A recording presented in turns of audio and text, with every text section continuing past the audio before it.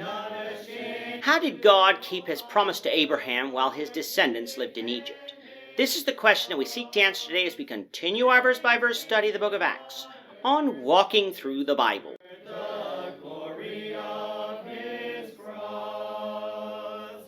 Today we're going to be discussing Acts 7 verses 17 to 29, but before we do that, let's read the passage.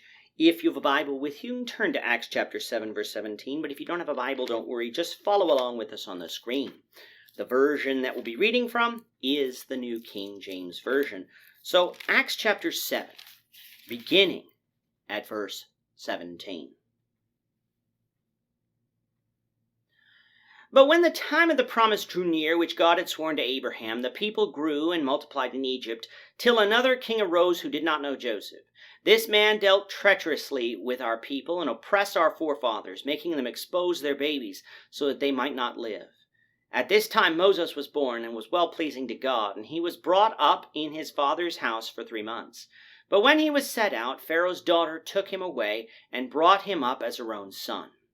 And Moses was learned in all the wisdom of the Egyptians, and was mighty in words and deeds. Now when he was 40 years old, it came into his heart to visit his brethren, the children of Israel. And seeing one of them suffer wrong, he defended and avenged him who was oppressed, and struck down the Egyptian.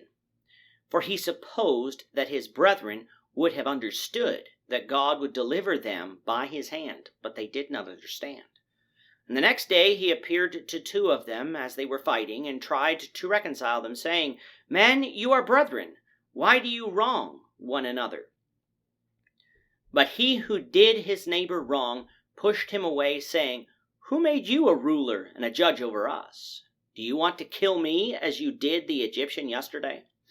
Then at this saying Moses fled and became a dweller in the land of Midian, where he had 2 sons. Stephen is standing before the council answering false charges that he blasphemed, speaking against the temple and the law of Moses. To answer these charges, Stephen is almost giving the council a history lesson. He didn't do this because he just loves being a historian or because he liked to hear himself speak. No, he did this to ultimately bring the Jews to realize that Christ is the Messiah. To do this, Stephen could have started with David, but instead he started with Abraham, the father of the Jews. When God appeared to Abraham, it was before the temple in Jerusalem and before the law of Moses. Thus, God didn't depend on either the temple or the law of Moses to establish his promises of the Messiah. Abraham received the law of circumcision before the law of Moses, showing us that being a descendant of Abraham and thus under the covenant with Abraham didn't even depend upon the temple or the law of Moses. Now, the Jews misunderstood about both those things, but the fact remains Stephen didn't speak against either of them. He is gearing up to show them that Jesus fulfilled all of these things.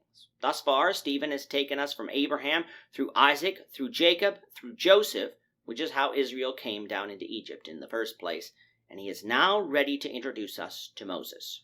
Verse 17 says that when the time of the promise drew near, that is the promise made to Abraham that he would bring Israel out of the foreign nation, the people grew and multiplied in Egypt. We saw in our study of Exodus that this served 2 purposes. First, it fulfilled God's promise to Abraham that his descendants would number as the stars of heaven. There were 75 people of Israel when they came down to Egypt. When they left, there were 603,550 men of war, according to Numbers 1, which meant that Israel probably numbered close to 2 million.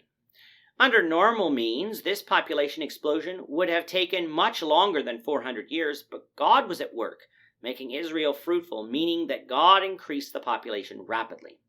But this population explosion caused something else. It caused the Pharaoh of the time, the Pharaoh that did not know Joseph, to fear that Israel would overtake Egypt, which caused the Pharaoh to enslave Israel.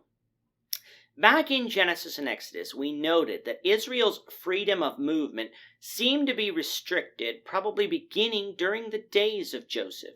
For unlike Jacob, who was buried in Canaan soon after his death, it would be about 350 years before Joseph's bones were buried in Shechem. The brutal slavery, though, occurred much later. It got so bad that Pharaoh had ordered that all newborn males be killed in order to stop Israel's growth. Moses, though, was saved by Pharaoh's daughter when she found him in a basket in the river, a basket that was put there by Moses' parents. Moses was raised as Pharaoh's daughter, and as Pharaoh's daughter's son, and could have even led Egypt or been high in the ranks if he so chose. Along the way, we discussed in Exodus 2, Moses came to the knowledge that he would deliver Israel from slavery.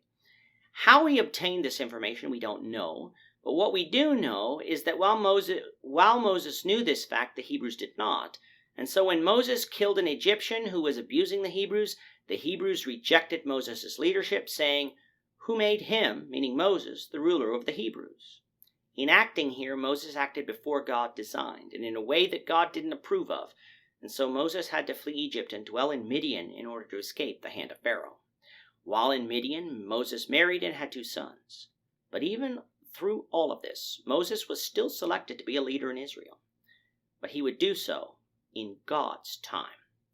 In showing the council that their ancestors rejected the leadership of Moses, Stephen is showing them that not following after Moses, as the council was doing right then by claiming Stephen blasphemed by preaching Jesus, was nothing new.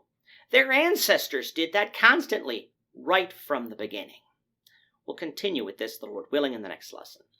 With that, our time is up for today. The Lord willing, we hope you'll join us for tomorrow's discussion of Acts chapter 7, verses 30 to 43, as we continue our walk through the Bible, one verse at a time. Thank you for watching today's episode. We hope that you found it edifying and ask that you not only subscribe to our channel and podcast, but that you like and share this episode among your friends, so that the saving gospel of Jesus Christ can go out to the whole world.